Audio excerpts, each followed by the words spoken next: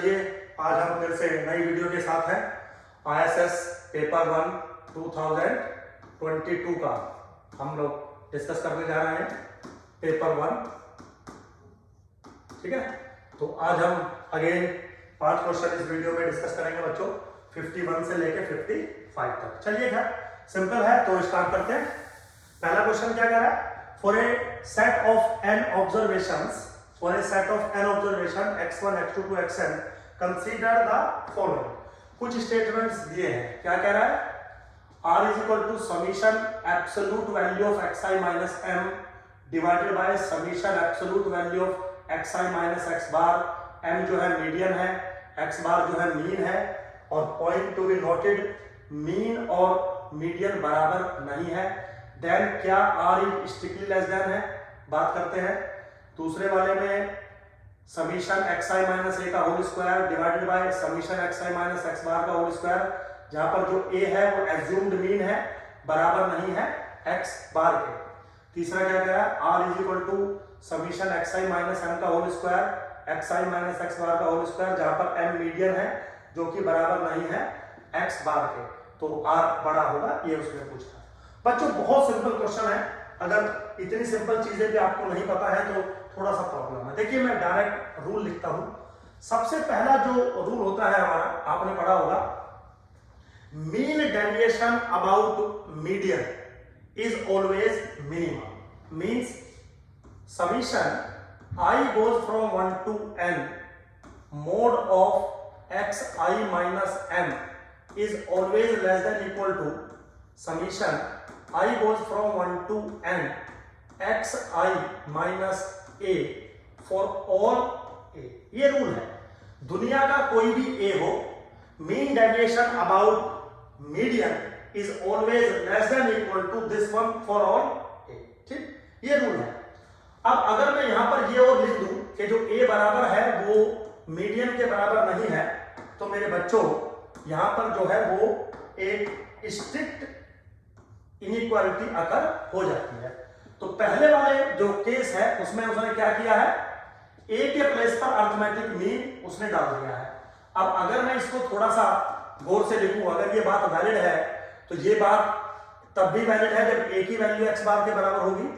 तो summation absolute value of xi minus m divided by summation absolute value of xi minus arithmetic mean करोगे तो भी value 1 से strictly less then he होगी, और 1 से स्ट्रिक्टली लेस देन ही दिया है। इसका मतलब जो पहले वाला है वो हमारा करेक्ट स्टेटमेंट है।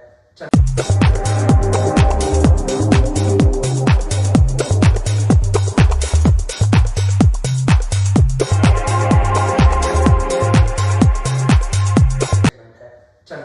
सिमिलरली बच्चों, जो दूसरे वाला है क्वेश्चन, अगर हम देखें दूसरे वाला पार्ट देखें, एक रूल है, sum of the square of the deviation from arithmetic mean is always minimum, means less than equal to summation xi minus a का whole square for all a। ये रूल है हमारे पास। इसमें फिर से वही बात है, अगर a की वैल्यू बराबर नहीं है x बार के, तो कंफर्म मेरे बच्चों ये जो चीज है आपकी, ये चीज स्ट्रिक्टली लेस देन हो जाती है। अब अगर इसको मैं नीचे ले आऊं, मतलब summation xi minus x bar का whole square divided by summation xi minus a का whole square is strictly less than 1 for all a is not equal to x bar. ठीक, अब आप अगर गौर से देखें, यहां पे उसने क्या कर रखा है, यहां पे उसने इस वाले पार्ट को ऊपर लिख रखा है, इस वाले पार्ट को नीचे लिख रखा है। ठीक है, तो अगर मैं ऐसा करता हूं तो इनइक्वालिटी रिवर्स हो जाएगी, ग्रेटर देन 1 हो जाएगा, और ऑप्शन में बिल्कुल सही दे रखा है ग्रेटर देन 1। सिमिलरली अगले वाले केस को देखिए, फिर से रिवर्स कर रखा है, और इसमें a के प्लेस पे m लिखा हुआ है मीडियन, और मैंने बोल दिया चाहे कुछ भी हो, मीडियन अगर x बार के बराबर नहीं होगा तो फिर से ग्रेटर देन इक्वल टू होगा, तो ग्रेटर देन इक्वल टू 1, मतलब ये दोनों ऑप्शंस भी करेक्ट है, ये दोनों ऑप्शंस भी करेक्ट है by this two rule. So the correct option is D, correct option is D. तो अगर आपको ये पता है कि mean deviation about median minimum होता है और मीन डेविएशन अबाउट मीन या sum of the square of the deviation, sum of the square of the deviation is minimum when the taken about arithmetic mean. तो ये question 1 second में बच्चों हो जाएगा। होप सो आपको समझ में आया होगा। अच्छा क्वेश्चन है, कोई मतलब ठीक है, रॉकेट साइंस नहीं है। चलिए खैर ज्यादा टाइम वेस्ट नहीं करूंगा इन चीजों पर, आसान होती है ये सारी चीजें। अगला क्वेश्चन देखते हैं क्या कह रहा है। Let xi be IID। IID का मतलब है independent and identically distributed random variables for i goes from 1 to n with the CDF f of x with the PDF small fx, then the PDF gzx where z is equal to min। ठीक है बेटा, तो ये बिल्कुल आसान चीज है, मतलब ये तो आपने ISS पढ़ रहे होंगे तो डायरेक्ट रिजल्ट है, ये सेकंड वाला डायरेक्ट ऑप्शन है। लेकिन अगर किसी बच्चे को प्रॉब्लम है तो थोड़ा सा एक बार हम सोल्व कर देते हैं। तो उसने क्या किया है, IID रैंडम वेरिएबल्स दिए हैं n। IID मतलब इंडिपेंडेंट है और आइडेंटिकल है। सबके जो PDF है वो स्मॉल fx है, सबके जो CDF है वो कैपिटल fx है। फिर उसने एक नया रैंडम वेरिएबल हमें यहाँ पे बना के दे रखा है z। z किसके बराबर बना के दे रखा है बच्चों, z बना के दे रखा है min ऑफ xi। ठीक, वो कह रहा है कि xi का आप मुझे PDF बताइए जो कि gz से उसमें रिप्रेजेंट कर रखा है। बिल्कुल सिंपल है। चलिए करते हैं क्वेश्चन को, थोड़ा सा इसको साइड में ले लेते हैं।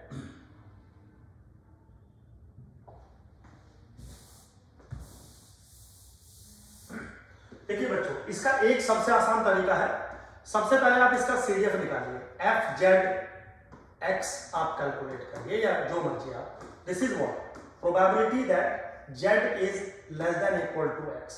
ठीक है, now this is what probability that min of xi is less than equal to x। ठीक है, अब थोड़ा सा अगर आप यहां गौर से देखें, किसी भी सेट ऑफ रैंडम वेरिएबल्स का min अगर x से छोटा है तो सबके बारे में आप कुछ नहीं कह सकते। तो इसलिए सबसे पहले मैं इसको कन्वर्ट करूंगा 1 minus probability that min of xi is greater than equal to x। बिल्कुल वही एक रूल है, probability of a complement is equal to probability of 1 minus probability of a, और यहां पर स्ट्रिक्टली ग्रेटर देन 0 है। Now this can be written as 1 minus probability. देखिए अगर min x से बड़ा है तो सारे x से बड़े होंगे, मतलब x1 भी ग्रेटर देन x होगा, x2 भी ग्रेटर देन x होगा, अप टू डॉट डॉट करते हुए चले जाइए, xn भी ग्रेटर देन x होगा। अब क्योंकि ये इंडिपेंडेंट है और आइडेंटिकल है, so this can be written as 1 minus probability that x1 is greater than x की पावर n, क्योंकि इंडिपेंडेंट और आइडेंटिकल है दोनों। Now this can be written as 1 minus bracket start 1 minus probability that x1 is less than equal to x to the power n। Very simple. Now this can be written as 1 minus bracket 1 minus f of x to the power n, क्योंकि ये क्या है, CDF है x का जो कि दिया हुआ है कैपिटल fx। अब ये जो आया मेरे बच्चों आपका CDF आया z का, अब आपको PDF चाहिए, तो PDF किससे रिप्रेजेंट कर रखा है उसने, gzx से। हम भी कर देते हैं। Now this is nothing but fzx का डेरिवेटिव। तो इस फंक्शन का अगर आप 1 सेकंड के लिए डेरिवेटिव करेंगे, इस फंक्शन का अगर आप 1 सेकंड के लिए मेरे बच्चों डेरिवेटिव करेंगे तो वेरी सिंपल है, क्या हो जाएगा 0 minus n times 1 minus f of x to the power n minus 1 into minus के f ऑफ x x। थोड़ा सा अगर मैं इसको सिंप्लीफाई करूं तो किसके बराबर आ जाएगा, n times bracket 1 minus f of x to the power n minus 1 into f of x। This is my final answer और I think this answer is answer number B। So B is the correct option है मेरे बच्चों। आप चाहो तो एक बार देख लीजिए इसको बड़ी स्क्रीन पे लेके थोड़ा सा, है ना। B option is the correct option, ये आपका आंसर ना। So B option is the correct option, B option is the correct option. तो सिंपल था, मतलब ये तो कुछ था ही नहीं। देखिए ऐसे क्वेश्चन बच्चों बहुत आसान होते हैं, टीचर को करने की जरूरत भी नहीं होती है, बट फिर भी चलिए आप जो कह रहे हैं वो भी हम लोग थोड़ा सा कंसीडर करते हैं। अगला क्वेश्चन है, थ्योरेटिकल क्वेश्चन है, which one of the following non parametric test. तो ये क्वेश्चन नॉन पैरामेट्रिक है। Which of the following non parametric test is analogous to a chi square test of goodness of fit. बिल्कुल simple है, non parametric में chi square test goodness of fit के लिए इस्तेमाल होता है और Kolmogorov Smirnov test goodness of fit के लिए इस्तेमाल किया जाता है। जब आप कोल्मोग्रोव-सिमराउ टेस्ट अगर आपने पढ़ा होगा तो 1 सेकंड लगेगी आपको आंसर देने में, क्योंकि थ्योरेटिकल क्वेश्चन है, इसमें कुछ प्रूफ नहीं करना है मुझे। ठीक, चलिए फिर आगे चलते हैं। क्वेश्चन नंबर 54 क्या कह रहा है बच्चों, if it is desired to test the null hypothesis which is the testing of the variance sigma 0 sigma square is equal to sigma 0 square in a normal distribution, normal 0 sigma square mean 0 है, variance sigma square, then the appropriate test would be chi-square test। बिल्कुल आसान है, क्योंकि जो variance की testing है वो हम chi-square के साथ करते हैं। बिल्कुल सिंपल है, इसमें कुछ प्रूफ करने वाली बात नहीं है बच्चों, डायरेक्ट रिजल्ट आपको पता होना चाहिए। आगे चलते हैं, वेरी सिंपल, क्या कह रहा है क्वेश्चन पढ़ेंगे पहले। That beta N is expectation of mod of x to the power N. So basically बच्चों this is nth absolute movement about zero, लिखा भी आगे, be the nth absolute movement about origin या zero. Consider the following statement for non degenerate random variables. पहला statement या दूसरा statement. एक जब आप किताबें पढ़ते हैं या आपको किसी टीचर ने पढ़ाया होगा तो बिल्कुल एक फेमस रूल है, अगर आपके पास बीटा के, अगर आपके पास बीटा के एब्सोल्यूट मूवमेंट है अबाउट ओरिजिन, इसका मतलब expectation of x to the power k, अगर आपके पास के एब्सोल्यूट मूवमेंट है तो एक रिलेशन दिया हुआ है गुप्ता कपूर की बुक में, beta k to the power 1 upon k is always less than equal to beta k plus 1 to the power 1 upon k plus 1 for all k goes from 1 2 3 up to dot dot infinity. ये rule है। तो जो पहले वाला है वो तो यहीं पे गलत हो गया, पहले वाला तो यहीं पे गलत हो गया, क्योंकि आप अगर गौर से कंपैरिजन करके देखें तो रिवर्स हो रहा है। अब अगर आप इससे थोड़ा सा कंपैरिजन करें तो इस रूल का पर्टिकुलर केस ही यहां पे लिखा हुआ है। कैसे लिखा हुआ है देखिए, के की वैल्यू 1 ले लो, फिर के की वैल्यू 2 ले लो, के की वैल्यू 3 ले लो। तो के की वैल्यू अगर आप 1 लेंगे तो beta 1 is less than equal to beta 2 to the power 1 upon 2। ठीक है, अब अगर के की वैल्यू आप 2 लोगे तो beta 2 1 upon 2 less than equal to beta 3 1 upon 3। फिर अगर 4 ले लोगे तो beta 4 1 upon 4 up to dot dot करते हुए चले जाइए। तो ये स्टेटमेंट बिल्कुल इस वाले स्टेटमेंट से मैच कर रहा है, तो इसका मतलब सेकंड वाला is true. So only second is true, मतलब B option is correct option.